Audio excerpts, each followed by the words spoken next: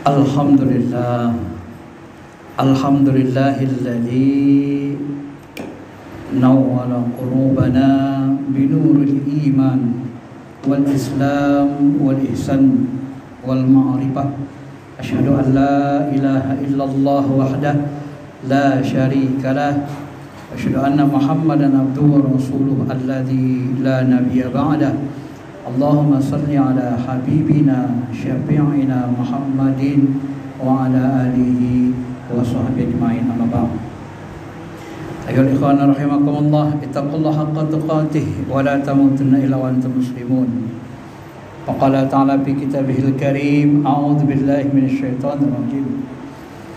Ara'aital ladzi yukadzibu bid-din fadzalikal ladzi yad'u al-yatim wa la yahuddu 'ala ta'amil miskin. Wailul lil musallin alladzina hum an salatihim sahun alladzina hum yura'un wa yamna'unal ma'un. Shadaqallahul azim.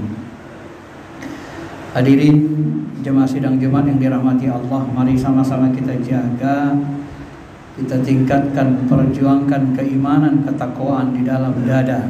Mudah-mudahan nanti kita bisa kembali kepada Allah dalam keadaan beriman, bertakwa. Karena siapapun yang kembali dalam kondisi tanpa iman, tanpa ketakwaan, dia akan terjela. Walaupun dia penguasa terbesar di dunia atau konglomerat ternama, terutama, terdepan di dunia, semuanya tidak akan menjadi tolak atau titik perhatian Allah kepada diri kita. Karena dia maha kaya dan maha raja, sehingga dia tidak membutuhkan harta kita dan juga jabatan kita, dan dia hanya fokus memandang keimanan, ketakwaan kita. Maka seluruh harta kekayaan kita dan jabatan kita, apabila kita sertakan di dalamnya keimanan, ketakwaan, barulah dia akan terangkat menjadi mulia. Ma'asyiral muslimin, jemaah sidang Jumat yang dirahmati Allah, tema khutbah singkat yang kita bahas adalah bagaimana pengaruh spiritual ibadah mahadah, khususnya sholat, terhadap ibadah sosial. Salah satu hadis yang paling populer kita sering dengar adalah inna awwala ma yuhasabu bihil abdu yaumal qiyamah min amalihi sholatuh. Sesungguhnya yang paling pertama nanti dihisab pada hari kiamat yang dimiliki seorang hamba adalah sholatnya. Wa in saluhat, apabila sholatnya bagus, faqad aflaha wa anjah, maka dia sukses, falah, menang, wa anjah, dia sukses, berhasil. Wa im fasadat faqad khaba wa khasira, tapi kalau sholatnya rusak, maka dia pasti akan rugi dan binasa. Nah, bagaimana bisa Nabi berbahasa begini? Dan bagaimana kalau kita melihat ada orang sholat tapi mau amalannya pun rusak? Kan begitu. Sholat juga, korupsi jalan terus misalnya. Sholat juga, nyolong terus. Sholat juga, berzina jalan terus misalnya. Nah, apakah seperti ini? Kalau sholatnya bagus, kok bisa dia masih melakukan dosa besar? Tentu bukan begitu cara menganalisisnya. Ma'asyiral muslimin, jamaah sidang Jumat yang dirahmati Allah, salat yang benar, yang bagus itu, yang diterima Allah itu punya ciri. Tidak semua orang salat itu salatnya diterima. Ya. Ciri salat yang diterima itu dalam Quran disebut innas sholata tanha 'anil fahsya'i wal munkar. Salat yang bisa dan mampu mencegah seseorang dari buat keji dan mungkar. Nah, berbuat keji itu al-fahisah, termasuk di dalamnya dosa-dosa besar, termasuk pengingkaran mungkar, perbuatan-perbuatan mungkar. Nah, bagaimana supaya sholat bisa mencegah kita dari perbuatan keji dan mungkar? Tentunya sholat itu harus dilakukan dengan baik, dengan khusyuk, memenuhi rukun zahir dan rukun batin. Ya. Maka di dalam hadis qudsi yang agak panjang, Allah memberikan rambu-rambu ciri-ciri ibadah sholat, ibadah spiritual kita itu diterima. Misalnya Allah mengatakan, wa ma taqarrabu ilayya abadi bi syai'in ahabbu ilayya mimma aftaradtu bih. Tidaklah hambaku mendekatkan diri kepadaku yang lebih kucintai daripada mereka melaksanakan ibadah fardu. Ibadah fardu yang paling utama di dalamnya sholat. Jadi ibadah fardu sholat ini harus menghasilkan wa ma taqarrab, harus menghasilkan taqarrub, rasa dekat kepada Allah. Ini yang pertama harus diperhatikan. Apabila kita sholat 10 tahun, 20 tahun, 30 tahun tapi tidak muncul rasa dekat kepada Allah, bagaimana mungkin kita tercegah dari perbuatan keji dan mungkar? Maka tujuan sholat itu, tujuan awalnya adalah taqarrub, munculnya rasa dekat kepada Allah Subhanahu wa taala. Nah, rasa dekat inilah yang kita kalau sholat dikatakan Nabi anta'budallah ka'annaka tarah, engkau menyembah Allah seperti benar-benar menyaksikan, melihatnya.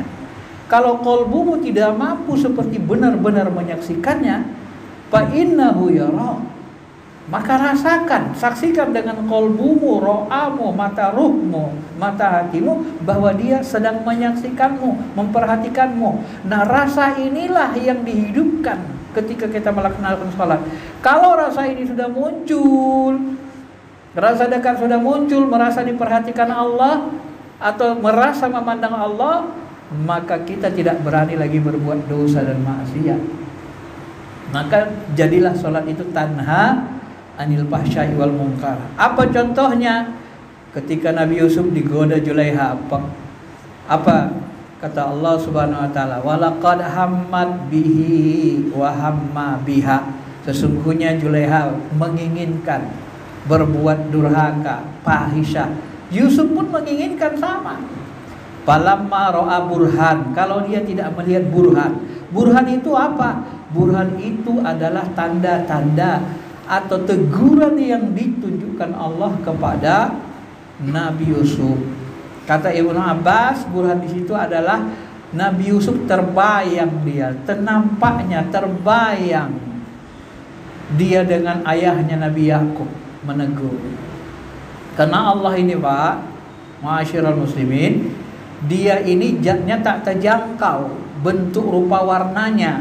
Ketika dia mau memberi pesan, menegur kita, maka dia gunakan wadah makhluk namanya, bertahwil, bertajalli. Wadah yang dia gunakan untuk menegur Nabi Yusuf waktu itu adalah ayahnya, gurunya. Ya, kenapa digunakan ayahnya, gurunya? Karena ayahnya yang paling dia cintai, paling dia hormati, paling hatinya menggandrungi. Maka muncullah wajah Nabi Yusuf, Nabi Yakub, wajah orang tuanya. Nah, itulah salah satu peringatan Allah. Nah, ketika dia melihat Nabi Yusuf, dia merasa itu teguran Allah. Itu dari Allah. Allah nyuruh berhenti. Nah, ketika dia menyaksikan itu, maka dia berhenti, tak jadi buat maksiat. Maka ketika orang-orang soleh itu mau buat dosa besar, sebenarnya ada peringatan Allah kepada mereka. Bahkan di tingkat orang awam pun ada, teringat dia, terbayang dia sama anaknya, terbayang dia sama istrinya, itu teguran. Jangan. Kalau dalam dunia spiritual tarikat, terbayang kita wajah mursyid, wajah guru kita. Kenapa begitu terbayang? Jangan. Nah, ini namanya tajalli sifat atau afal Allah, karena dia mengambil wadah untuk memberikan pesan. Kalau kepada Nabi Musa muncul yang kita kenal dalam Quran, api. Nabi Musa lihat api. Dalam api itu kata Ibnu Abbas ada cahaya, dan itu adalah Allah. Tajalli sifatnya, dia mau berkata-kata lewat api, bukan api itu zatnya. Tapi api itu di bawah kendali langsung penuh oleh Allah, sehingga seolah-olah api itu ngomong, bicara, ya Musa, wahai Musa, i'la na'laik, Ya, buka sendalmu. Innaka wadil muqaddas, itu engkau berada di bukit yang disucikan. Innani anallah, ketahuilah sesungguhnya aku adalah Allah. Jadi bukan api itu Allah, itu tajalli namanya, bukan zat aslinya. Kalau zat aslinya nggak terjangkau kita. Di luar nalar atau di luar imajinasi. Ya, karena dia disebut Nabi dengan bahasa pi'ama, di ruang kosong, kekosongan murni. Kalau dalam ilmu modern, ini benda-benda bumi ini kalau dipecah menjadi kecil atom, ada nanti menjadi meta, sehingga terjadilah istilah mereka itu apa namanya, zat meta itu yang berkilau-kilau seperti apa, seperti permata halus, dan dibalik semua itu ada zatnya yang tidak terjangkau kita. Masyarul muslimin, maka ketika kita beribadah muncul rasa dekat. Setelah muncul rasa dekat, apalagi ukurannya? Ada ukurannya lebih tinggi dari itu, muncul rasa cinta. Ya, hatta uhibbah, sampai aku mencintainya. Kalau sudah muncul rasa dekat, ya ini seperti manusia juga sebenarnya. Perumpamaan ke Allah ini ada perumpamannya kepada manusia, tapi bukan perumpamaan zat asli, tidak begitu. Ketika kita dekat sama seorang wanita, lama-lama kan jatuh cinta. Ketika kita dekati Allah dengan ibadah-ibadah mahdoh, tambah lagi ibadah sunnah, lama-lama jatuh cinta kepada Allah. Kalbu kita kan berisi cinta, maka kita sholat nangis, rindu. Kadang-kadang kita meronta, di kesendirian kita munajat. Memang begitu. Yang begini-begini inilah yang bisa mencegah perbuatan keji mungkar. Muncul rasa dekat, muncul rasa cinta. Nah, kalau sudah muncul rasa cinta, kuntu sam'ahu alladhi yasma'u bih wa basarul ladzi yabsiru bih, maka muncullah fana. Fana itu kita lebur, hilang, kita merasa yang menggerakkan ini Allah saja. Kita sudah tidak ada lagi hawa nafsunya. Jadi ngikut patuh taat, khusyuk tunduk ke Allah. Kalau khusyuk tunduk ya patuh terus, nggak ada lagi maksiat. Ya. Nah, inilah yang disebut dengan makom fana.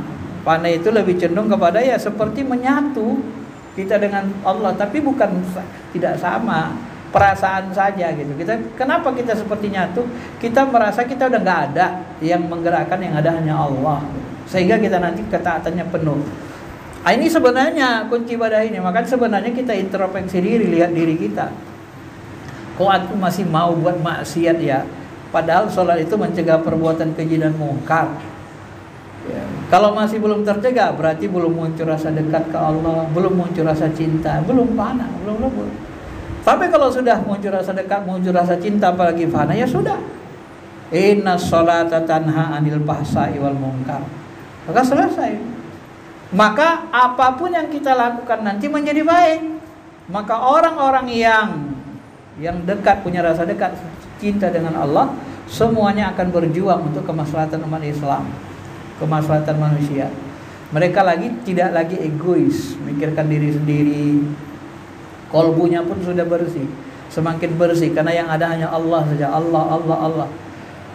Sehingga nanti pengaruh. Maka wajar kalau Nabi katakan yang pertama disab sholatnya. Kalau sudah sholatnya bagus, mantap, bagus, itu berpengaruh ke amalannya semua. Tapi kalau sholatnya masih jelek, pengaruhnya nggak banyak. Apalagi meninggalkan sholat lebih parah lagi. Makanya dalam diskusi lain kan disebut Allah itu inna la yasolata illa, tidak diterima sholat orang-orang yang illa, kecuali orang siapa? Man tawadu'a li azamati, orang yang tunduk kepadaku, wa kaffa syahwa amma asyati, menahan syahwatnya. Itu ciri-ciri sholat yang diterima. Tidaklah semua orang, laisa kullu musallin yusalli, tidak semua orang sholat itu sholat. Banyak orang sholat tapi sebenarnya ruhaninya nggak sholat, kalbunya nggak sholat. Inna ma ataqabbalu sholata, sesungguhnya aku hanya menerima orang yang sholat man tawadu'a. Tawadu, kita merasa bukan diri kita yang gerakkan, kita merasa Allah saja. Tawadu'a li azamati, merendahkan diri dengan di hadapan Allah, kagungan Allah Subhanahu wa taala. Menahan syahwat, wa kasal aryan, membantu orang yang tak punya pakaian, membantu fakir miskin. Ada rasa sedih kita, lihat orang susah pasti kalbu kita sedih, pasti kita sedekah. Apalagi lihat orang tua di jalanan nggak ada kerjanya, minta cacat pula, tersentuh hati kita. Jadi hamba Allah, Jangan-jangan dia kekasih Allah, wali Allah. Kita tidak bisa menilai ya. Kadang orang seperti itu doanya makbul tajam, tapi kehidupannya sederhana. Seperti Uwais Al-Qarni. Uwais Al-Qarni itu hanya pengembala kambing. Kadang-kadang diludahi orang, kadang dihina, dianggap miskin. Tapi ketika dia berdoa, langsung jebol, tembus ke aras Allah Ta'ala. Sampai-sampai Umar dan Ali dikatakan, hei Umar, ya Ali, kalau ketemu dengan Uwais Al-Qarni, minta supaya dia doakan engkau kepada Allah, supaya diampuni Allah dosa kalian. Makanya Umar buru-buru nyari Uwais Al-Qarni ketika orang Yaman datang. Dicari dengan tanda-tanda di tangannya. Ma'asyiral muslimin, jemaah sidang Jumat yang dirahmati Allah Subhanahu wa taala. Di dalam kitab Nasail Ibad diurai ada 10 ciri orang yang sholatnya tak diterima. Karena sholat ini ciri dia diterima bagus, dia akan berpengaruh kepada ibadah sosial. Misalnya orang sholat sendirian gak baca Fatihah, orang yang enggan mengeluarkan zakat. Nah itu, kalau tak berzakat berarti tak diterima sholatnya itu, tak benar dia sholatnya gak benar. Kemudian orang yang dia suka jadi imam tapi masyarakat benci sama dia, budak yang melahirkan dari tuannya, termasuk penarkoba, peminum arak. Nah, ini orang suka mabuk, ini tanda sholatnya tidak terima, dan sholatnya pun tak terima kalau masih melakukan itu. Termasuk istri yang suka berzina atau yang dimurkai suaminya, tak mau melayani suaminya. Kemudian pemakan riba, ya, ini hampir sama dengan orang yang makan yang haram kan. Kemudian pemimpin zalim, orang yang zalim, kejam sama masyarakat, itu berarti qalbunya rusak, berarti sholatnya nggak diterima. Mana diterima sholat sementara dia kejam sama masyarakat? Ciri-ciri orang yang sholatnya benar itu qalbunya lembut, sayang kepada masyarakat. Maka seluruh ulama-ulama itu salah satu amalan rahasia, seperti ulama besar jemaah tabligh, ada yang di kitab Al-Malfuzat, Maulana Zakaria Al-Kandahlawi dalam Al-Malfuzatnya dia katakan, siapa yang menggunakan doa-doa mustajabnya untuk kebaikan umat Muhammad, maka dia akan diangkat menjadi kutub zaman. Dia diangkat menjadi wali kutub. Kenapa? Karena dia tidak mementingkan diri sendiri, selalu doanya didoakannya orang ramai. Dan Nabi Khidir mengajarkan doa, Allahumma ighfir li ummati Muhammad, Allahumma arham ummata Muhammad, Allahumma jbur ummata Muhammad, ya Allah ampuni dosa umat Muhammad, tutup aib mereka. Itu doa Nabi Khidir. Dan di tarekat Saman disebut, barang siapa mengamalkan doa-doa ini, maka dia akan menjadi wali-wali kutub, kekasih-kekasih Allah yang tinggi derajatnya. Dan orang-orang yang mengamalkan ini menurut Abah sekumpul kawan-kawannya ya rata-rata orang sangat soleh mengamalkan doa itu pertanda menunjukkan sebenarnya semakin bersih kalbu kita, semakin sayang kita kepada umat Islam. Itu sudah pasti. Nabi Muhammad itu paling sayang kepada umat Islam. Kenapa? Paling bersih kalbunya. Aku tidak akan mau masuk surga sebelum umatku masuk surga semua. Dia tunggu itu, dia cari, dia syafaati semua itu. Berapa lama orang di neraka itu dia tunggu sampai bisa diberikan syafaat Allah, diberi izin Allah disyafaati. Kalau belum diberi izin Allah disyafaati, tidak mau dia masuk surga. Sampai begitu sayangnya Nabi Muhammad. Bahkan dalam riwayat disebut lagi ketika Jibril mengabarkan, wahai Muhammad, cucumu nanti mati di penggal lehernya. Datang Ibnu Abbas, ya Rasulullah, kenapa engkau tidak mintakan kepada Allah supaya engkau berdoa supaya takdir itu, qada itu dirubah oleh Allah, jangan mati seperti itu cucumu. Apa kata Rasulullah? Ya Ibnu Abbas, doa mustajabku, syafaatku hanya tinggal satu saja diberikan Allah, dan itu tidak mau kugunakan untuk anak istriku, itu akan kugunakan untuk umatku supaya aku bisa memberi syafaat mereka nanti bagi pendosa besar yang di dalam neraka. Begitulah sayangnya Nabi Muhammad, sampai mau meninggal pun yang dipanggil ummati, ummati, ummati. Bangun dari kubur, hai Jibril, hari apa nih Jibril? Ini hari kiamat, hari berbangkit. Aina ummati, mana umatku? Begitulah sebenarnya pengaruh ibadah manusia spiritual. kepada amalan-amalan sosial. Maka dusta orang yang rajin sholat tetapi sholatnya tidak berpengaruh pada kehidupan sosial. Ayat yang saya bacakan tadi itu pun menegaskan ara'aitallazi yukadzibu biddin. Tahukah kamu pendusta agama? Dia ngaku beragama, dia sholat, tapi pendusta itu, bohong sholatnya itu. Nah, siapa contohnya mereka itu? Itu dikatakan allazi yad'ul yatim, mereka yang suka menghardi anak yatim, tak mau memberi fakir miskin makan. Fawailul lil musallin, maka celakalah mereka walaupun mereka sholat. Nah, dalam ilmu munasabah ya ada keterkaitannya. Ini disebabkan mereka kejam kepada masyarakat. Maka sholatnya itu wail, celakalah orang sholat. Ayat ini jelas secara tekstual, celaka orang sholat, fawailul lil musallin. Kenapa? Sholatnya nggak ngaruh untuk kehidupan sosial, celaka. Maka Tuhan pun memberi rumus, duriban alaihimuz zillah aina ma suqifu illa bihablin minallah wa hablin minan nas. Ya, kamu akan hina dimanapun kamu berada kecuali kamu mampu menjaga hubungan spiritual baik kepada Allah wa hablum minan nas, dan hablun hubunganmu kepada manusia juga baik. Kalau salah satunya rusak, maka kita hina. Duribat alaihimuz zillah, kita akan hina. Tidak bisa, karena Al-Quran itu, sunnah itu mengajarkan kita ada hak Allah, hakullah, ada hakul ibad, hak hamba. Itulah makanya ya, syariat Islam ini tidak hanya ibadah mahdoh, tapi ada muamalatnya. Dan itu saling mempengaruhi. Bagus sholat kita semakin bagus, siapa yang memperbaiki sholatnya, ibadah mahdohnya, maka Allah akan memperbaiki muamalatnya, pergaulannya. Maka Allah bantu. Itu bahasa Nabi. Maka sholat yang diterima itu berpengaruh, tidak bisa tidak. Kalau dia tidak pengaruh, berarti sholatnya gak khusyuk, gak bagus, gak muncul rasa dekat, dan bisa jadi tidak diterima. Mudah-mudahan bisa kita pahami. Semoga Allah Subhanahu wa taala menuntun perjalanan hidup kita sampai kita disempurnakan dengan bagusnya spiritual, bagusnya muamalat kita kepada sesama umat Islam dan umat manusia secara umum. Barakallahu li wa lakum bil Qur'anil Karim wa nafa'ani wa iyyakum bima fihi minal ayati dzikril hakim wa taqabbala minni wa minkum tilawatahu innahu ghafurur rahim.